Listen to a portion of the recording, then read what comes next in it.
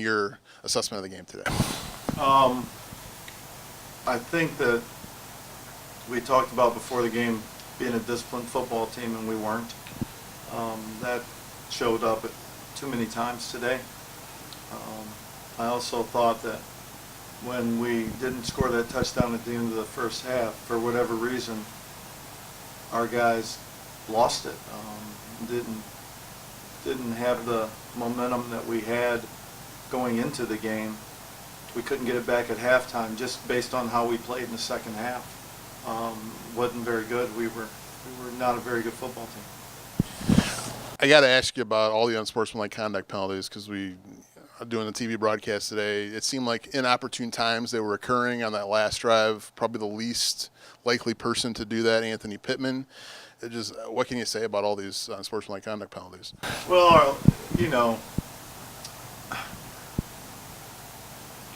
I didn't really see any of them, so I couldn't tell why they were being called.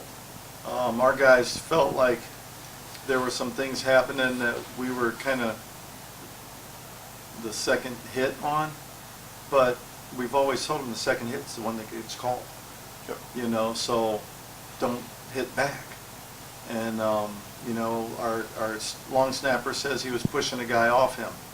It's like, what do you have to push him off? Just wait until everything unpiles and have some discipline. And just, I think what happens with a team is you experience losing, and you get frustrated, and you get more frustrated when you're up and then you're losing.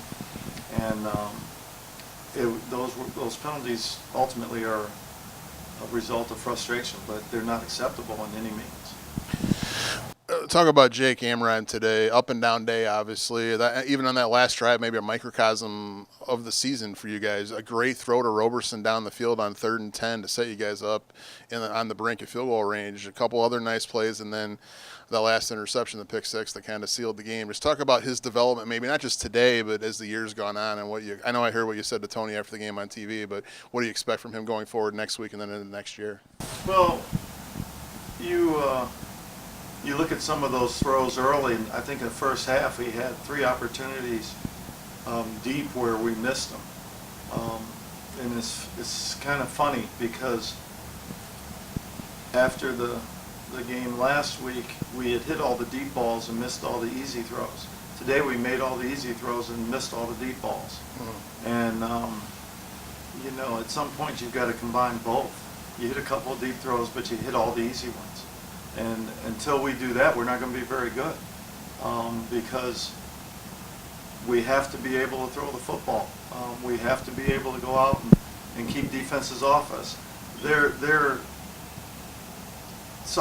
At some point in that second half, they put their strong safety 5 yards from the ball, and they put their outside backer 5 yards from the ball, and basically had 8 guys in the box.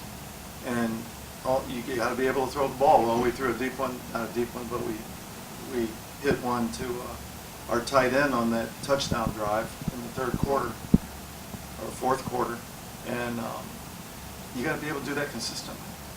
Their quarterback, I don't think he was the best thrower. He was making really good throws consistently. Talk about James Hill. I mean, week after week, to me, he gets more impressive every week. Yeah, he did some really great things.